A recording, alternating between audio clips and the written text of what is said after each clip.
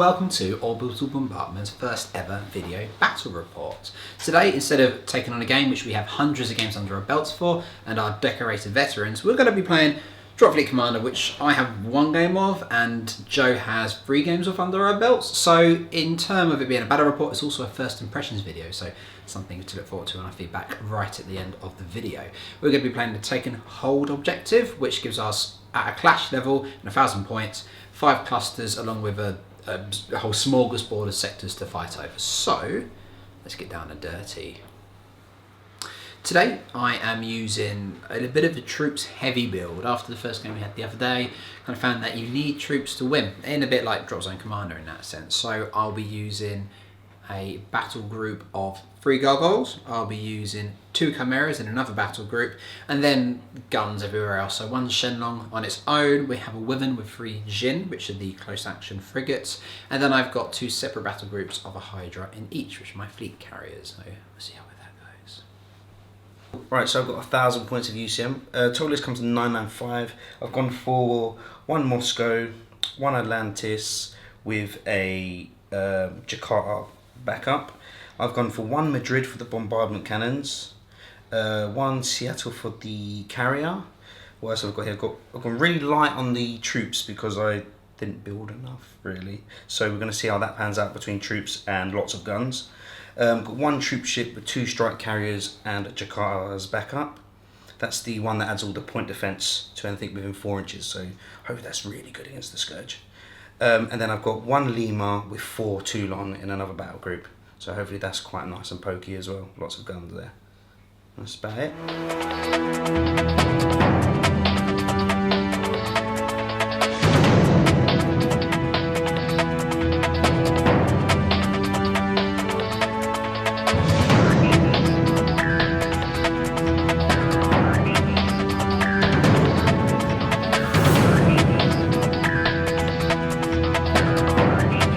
Turn 1 is, as most Dropfleet games will be, I think, just kind of manoeuvring and keep them as far back as you can do. We're playing the column approach, which means we only got to bring on 2 battle groups each.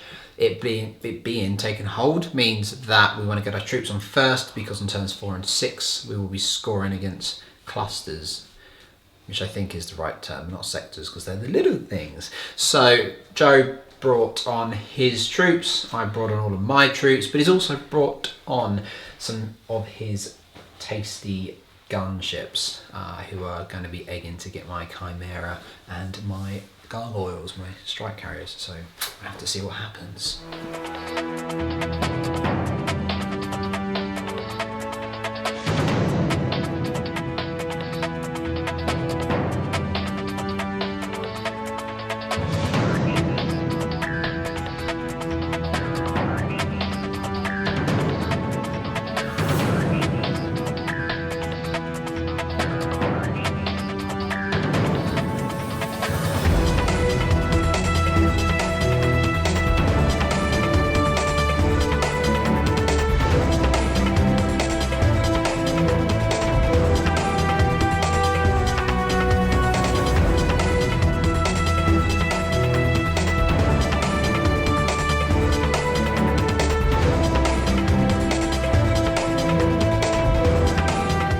So turn 2, we've basically, it's quite hard doing the column deciding what next 2 battle groups to come on, because you're like, if I don't start bringing on stuff now, we'll be turn 3 next, and will only be like 8 inches on the field, so I won't be in range of anything. So it's quite hard. Do I want big guns, or do I want more troops, or some support? So it's quite a good layer of tactics there. Basically in turn 2 what we've done is we've deployed all of our initial first landing troops. I've gone very heavy on the only cluster I could get to. I'm owning every single sector within that, and Dan has gone to all of the other 4. So yeah, that's where we're at. So, but he's spreading himself out a little bit. So if I concentrate on a couple of things, might be on there, but I don't think that's going to happen.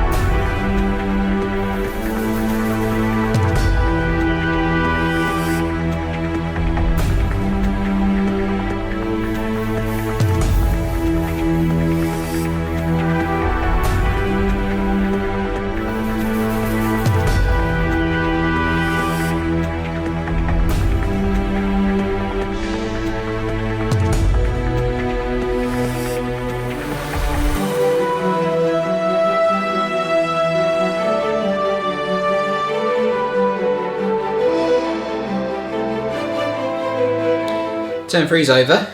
Everything's getting into position now. I think this is when all the real kind of grit is starting to take place. Managed to wipe out a battle group. I got rid of his 4 gun frigates and his lemur, which pings things for active scans, which is pretty brutal. All his big boys are now on though, so I'm probably going to lose things. Definitely lose things this turn, but I might be able to get his troop carrier in response, so all to play for really.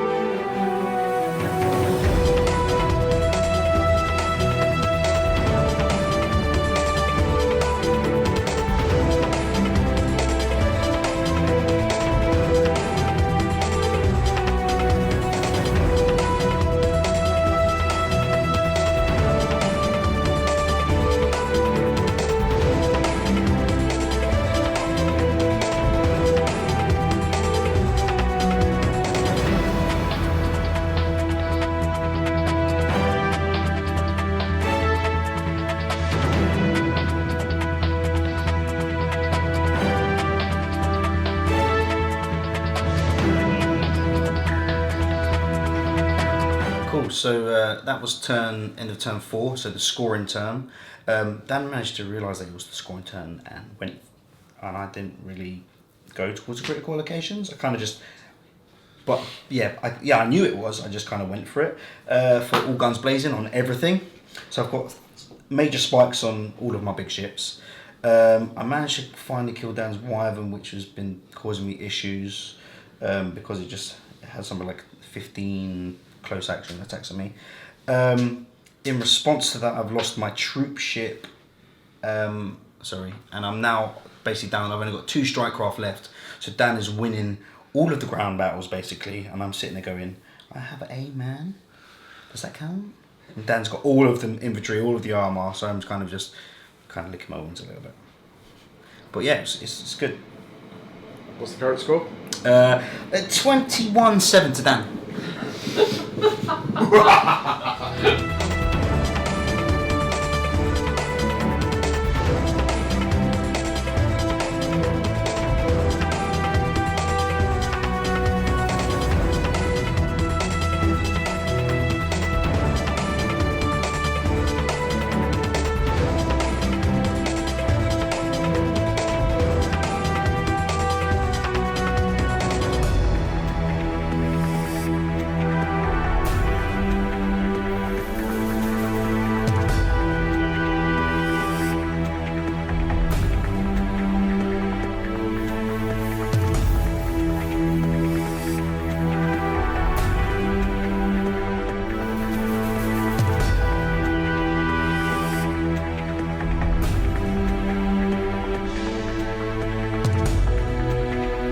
So turn 5's done, and we've had to call the game. Joe has to go, and also it kind of worked out the next turn, and it was kind of, as bad as it sounds, a bit fruitless playing it. The score would have ended up 41-13 to me after we scored the clusters, which is, of course, a bit a resounding win. We didn't look at what that works out in the tournament scene. It doesn't really matter, I suppose. Second impressions of the second game I played, but first impressions really is that the scoring, if you let the scoring get out of hand, so for instance, if you let your competitor get enough points in the first round of scoring, so on turn 4, specifically in the take and hold mission, very difficult to come back from. Also, close action, we had it ruled by Hawk that it is grouped together as one. So when Jin come up, they roll 3d6 plus 6 close action. I think perhaps critting on close action weapons is a bit too strong as well. If I'm on the same orbital level, rolling 16 dice and critting on 5s, that's a lot of dice, it's a lot of successes, and you just delete ships as they come. I don't like the abstraction of the troop combat. I understand why it's a necessity, but personally for me, having played Drop Zone Commander and actually just kind of war in general, the fact that fleet happens at a normal pace and then a whole armies fight within a matter of 10-20 minutes and kill each other seems a bit far-fetched. However, I guess unnecessary abstractions are needed in order to maintain the game. That said, everything else is really good. I really like this kind of signature thing. It's a bit hard to get your head around, so if you've only just started playing, do persevere. You will remember eventually the general signatures and scan rates of everything. And again, once you kind of get towards the middle of the table, then the spikes become less important and again, easier to remember. Ships roll lots of dice. Some people will love that. Some people won't. I guess that's, if you like going weapons free, for instance, then that's your game. If you don't like people picking up 12 dice and rolling them, it's deleting your ships, probably not the game for you. The rules are really solid. It's the deepest naval game I've seen. Full disclosure, I've not played too many. That said, I do think it has a lot of depth to it, and when we get the new units and perhaps there's been a bit of an errata and FAQ to clean up the rules a little bit, then it is going to be a very solid game indeed. Component wise, for the actual box set and the miniatures themselves, is a masterclass in sprue building and miniature design. It's really top class. I can't say that high enough. There are no other ships that have been made that are this good, really.